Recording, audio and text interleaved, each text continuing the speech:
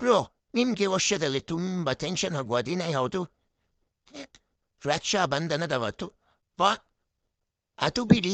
ಮತ್ತೆ ಮತ್ತೆ result day ಅವತ್ತು. ಟಾಪರ್ಸ್ ಸಾವಿರಿಗೂ ಸುಳ್ಳು ಹೇಳ್ಕೊಂಡು ಜೀವನ ಮಾಡ್ತಾರೆ.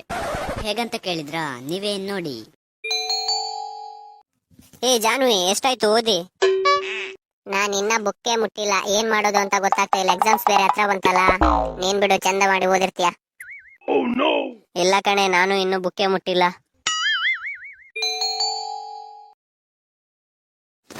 ಯಾಕೆ ಬೇಜಾರಲ್ಲಿದೀಯಾ? ನನ್ಗೆ ಎಕ್ಸಾಮ್ ಅಲ್ಲಿ ತುಂಬಾ ಕಮ್ಮಿ ಮಾರ್ಕ್ಸ್ ಬಂತು. ಕಮ್ಮಿ ಅಂದ್ರೆ ಎಷ್ಟು ಕಮ್ಮಿ ಬಂತೆ? 95 ಕಣೋ, 5 ಮಾರ್ಕ್ ಹೋಯ್ತು. ಲೇ, ನಿನ್ ಮಾರ್ಕ್ಸ್ ಎಲ್ಲ ನಮ್ಮಂತ ಹುಡುಗರು 3 ಜನ ಪಾಸ್ ಆಗ್ತಿದ್ರಲ್ಲ.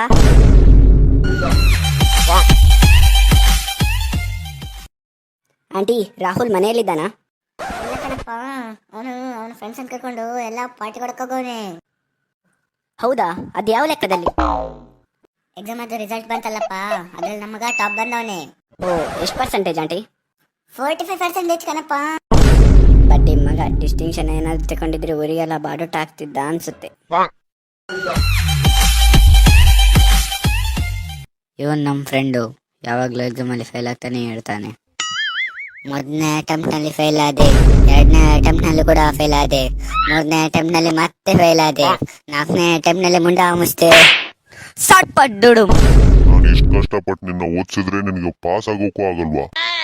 ಮಾನ ಮರಿದೆ ಅನ್ನೋದೇನಾದ್ರೂ ಇದೆಯಾ? ನಿನ್ ಜನ್ಮಕ್ಕೆ. ಅಪ್ಪಾಜಿ, ನಾವು ನಮ್ಮ ಮನ್ಸು ಒಳ್ಳೇದ್ ಮಾಡಿದ್ರೆ ದೇವ್ರು. ಈ ಪಾಸು ಗೀಸು ಎಲ್ಲ ಯಾಕೆ ನಮ್ಗೆ? ಏನಂತೀರಾ?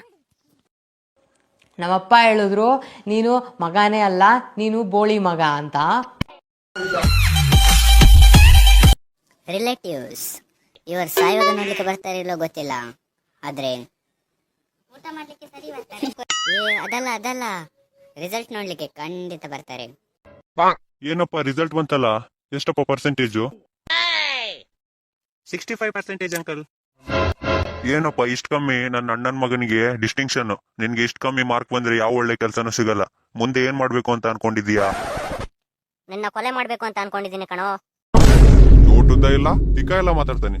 ಕೊಲೆ ಮಾಡ್ತಾನಂತೆ, ಕೊಲೆ ಬತಿಕ ಹೊಡಿತೀನಿ.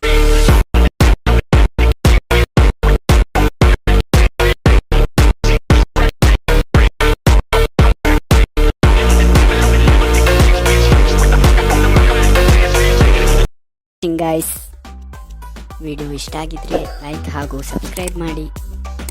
ನಿಮ್ಮ ಫ್ರೆಂಡ್ಸ್ಗೂ ಈ ವಿಡಿಯೋ ಶೇರ್ ಮಾಡಿ. ಬಾಯ್.